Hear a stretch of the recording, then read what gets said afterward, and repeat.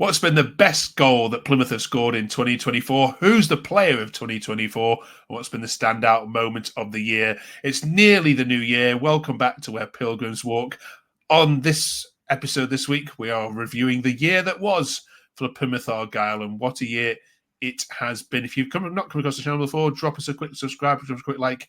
It's 10 minutes every single week of Plymouth Argyle reviews. We've got Chris back with us, an ardent Argyle supporter who travels up and down the country following the team. And Chris, would you like to estimate how many miles you might have put in 2024 supporting Plymouth?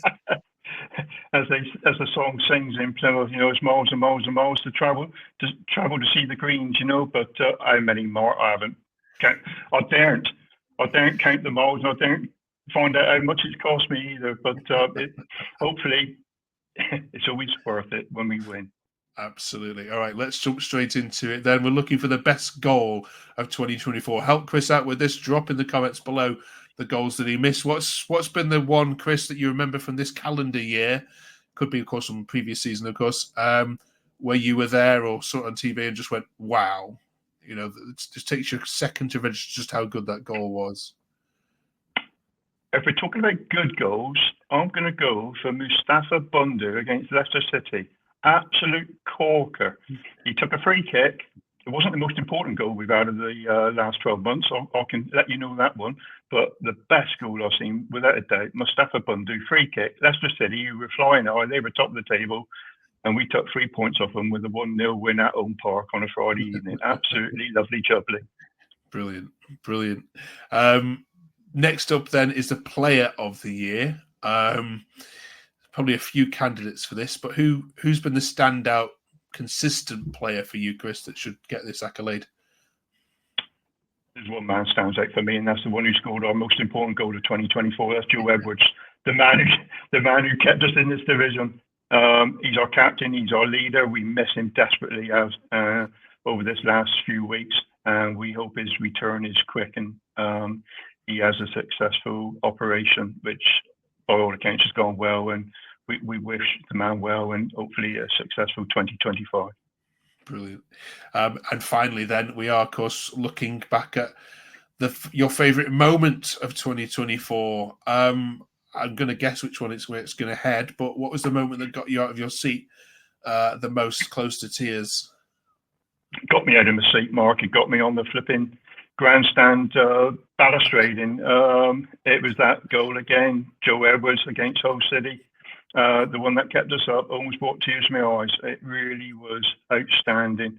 What a day. We topsy-turvy, with Birmingham City, all their rumours flying around that we were losing when we weren't, and they thought they were staying up and they didn't. And it was just a day of elation for us and a day of depression for them. But we don't really want to go that far this season, but it looks like it's heading that way. If we can stay up again, we'll take that. Absolutely.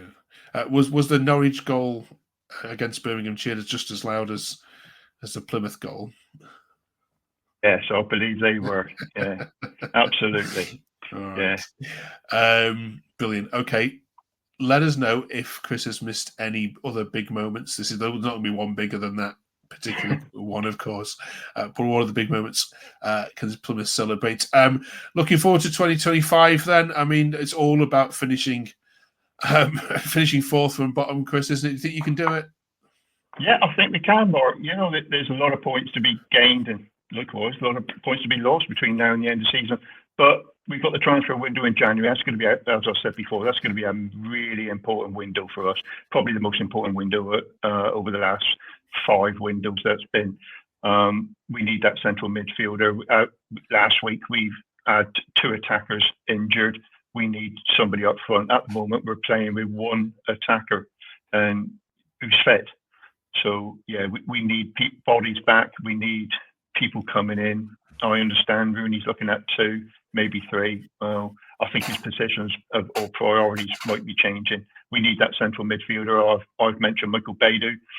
I've heard from possibly good authority that may be happening. So if that happens, let's get an attacker in as well, at least 1/2. All right, brilliant. Listen, thank you for all your work over 2024 as well. Thank you all for following us over the year as well. We hope you've had a fantastic Christmas, and we hope you have a great New Year when it comes later this week. Happy New Year, everyone. Cheers, and here's to a successful 2025 for the Pilgrims. See you next year. Up the Greens.